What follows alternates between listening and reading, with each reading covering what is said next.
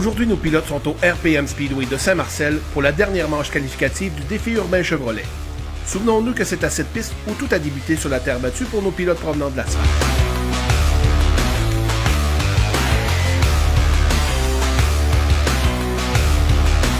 Je suis avec Mario Claire. Mario, pilote ici du côté du RPM Speedway, qui est régulier. Ce soir, on te trouve dans la voiture One payée Chevrolet. Mais dis-moi, plus que ça, tu as entraîné Alex Tagliani dans une voiture Sportsman. Tu l'as coaché à ses premiers tours. Comment c'était comme expérience?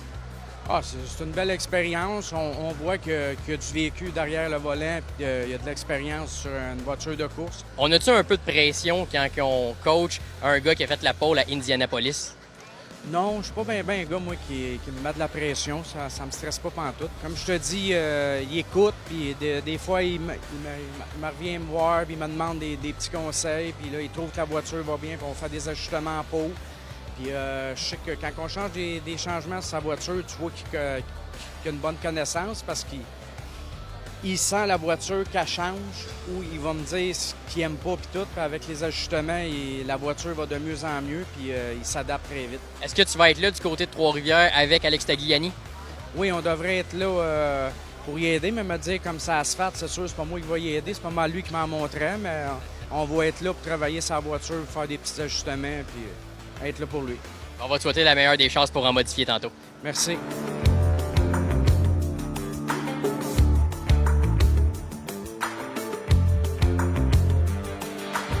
En présence de Jean-Philippe Bergeron du côté du RPM Speedway. Jean-Philippe, c'est la dernière fois qu'on te voit sur la terre. Ben, peut-être pas, parce que je pense que tu commences à aimer ça. Ouais, je commence à aimer ça. Honnêtement, je m'attendais pas à aimer ça. Ça fait bizarre à dire. Il y a peut-être un gars qui niaisait tout le monde, les gars de terre. Je colline, vous plantez des patates, tout ça. Mais non, ça va de mieux en mieux. J'ai fait des beaux tours, je pense, hier, à l'autodrome Granby. Hier, c'était un peu plus low profile, il n'y avait pas de caméra, c'était parfait. Je vais en profiter pour justement apprendre. On a roulé en avant, tout le monde qualifiait hier. C'est sûr qu'on a qualifié à la dernière position quand même. Mais je pense que dans la course, j'ai appris la voiture de plus en plus. L'équipe de drivers m'aide beaucoup à m'adapter. À date, qu'est-ce qui t'a surpris le plus de ta présence sur la Terre? Oh, ça, c'est dur à dire. Qu'est-ce qui m'a surpris le plus, je dirais, je pensais pas que c'était si difficile de garder une voiture loadée. Au début, j'ai eu bien de la misère. Des fois, je rentrais puis je faisais le fameux petit kick que tout le monde fait. Là, je le fais plus. Je pensais que c'était plus facile que ça. Ben, tu sais, la contrôler un coup, je suis comme, le monde va dire en dérapage, mais entre gars de terre, je pense qu'on se comprend que c'est pas du dérapage pendant tout. Tellement ça a l'air de ça, mais c'est pas du dérapage. Donc ça, je commence à comprendre un peu la voiture, mais lire la piste en tant que telle, ça a été aussi une autre difficulté. Je pensais qu'on voyait mieux la piste, honnêtement. T'sais, même du côté de Granby, juste avec la poussière, on roule en fin de peloton, on voit pas vraiment les lignes. Donc ça a été difficile parce que j'étais habitué d'en faire un peu plus sur iRacing où c'est assez évident, on s'entend, les lignes, on les voit, les différentes couleurs. Donc ça, c'est une autre adaptation. Mais à part de ça, le restant, je pense que je m'adapte bien puis on continue à regarder fort.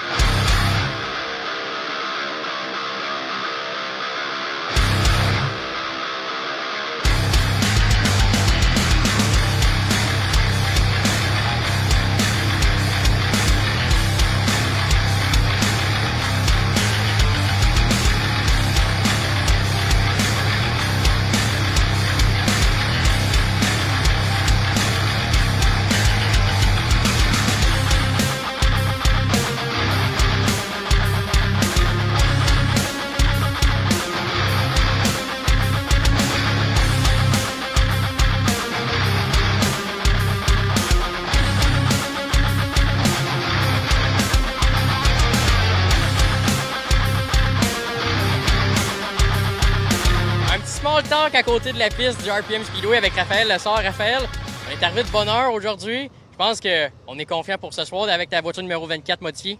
Ouais, c'est sûr. Là. Regarde, on est confiant de la voiture. Moi, je sais pas encore. La première course ici à vie, à RPM Speedway. C'est un circuit que j'ai pratiqué une couple de fois, puis j'ai adoré. On t'a vu du côté de Cornwall. Maintenant, ici, on rapetisse encore plus.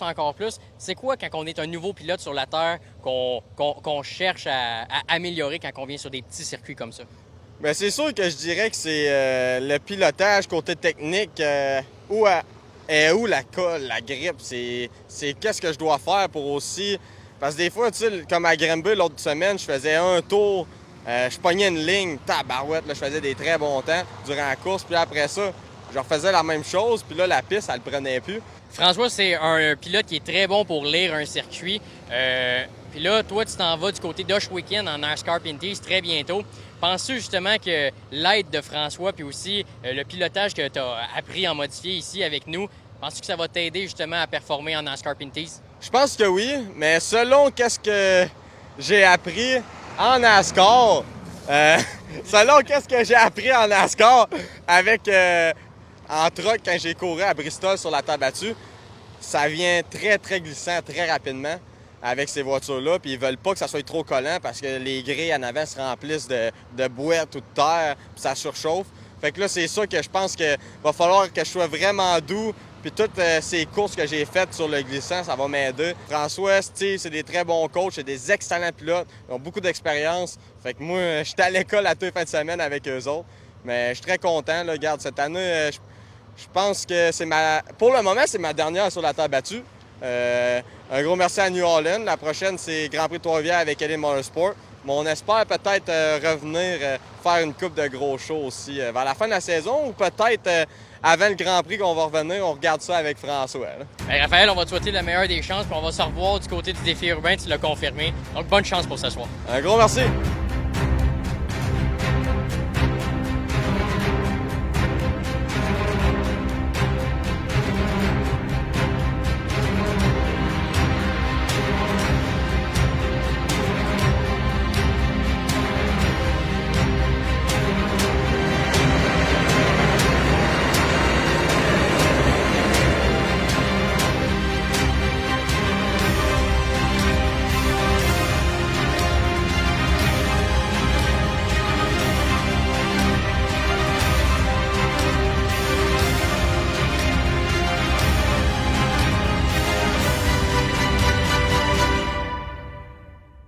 Je suis avec le gagnant de la finale modifiée. Evan, parle-moi.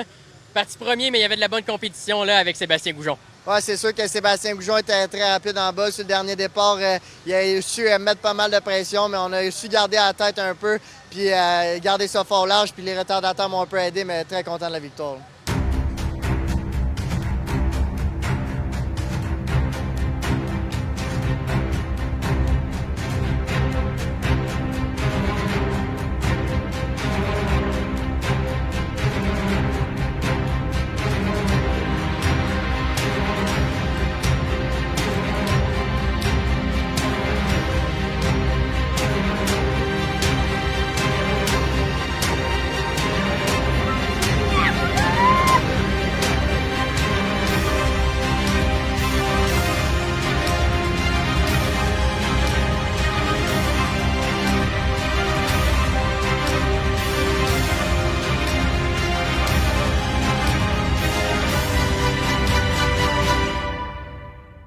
Puis avec Alan Carrier. Alan, tu viens de terminer la course Sportsman. Premier podium, mais surtout première victoire. Puis celle-là, tu l'as vraiment pas volée. Non, c'est toute qu'une course. Cette année, on a vraiment un bon peloton en Sportsman. Puis avec une bonne équipe, une bonne auto, il me reste juste à piloter. Fait que le travail est facile.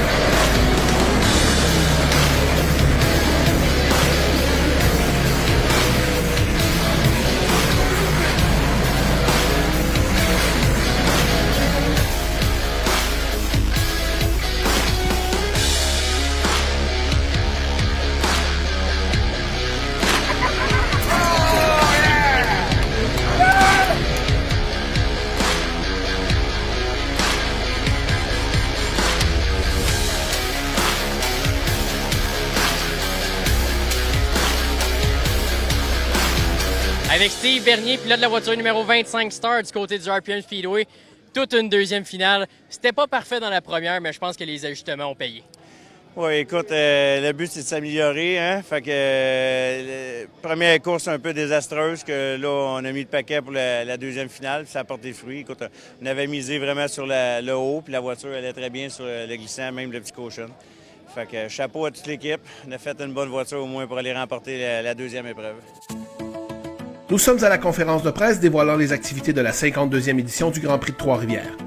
Les organisateurs sont fiers de présenter Jacques Villeneuve à titre de pilote en classe légende modifiée, lui qui sera intronisé au temple de la renommée du GP3R.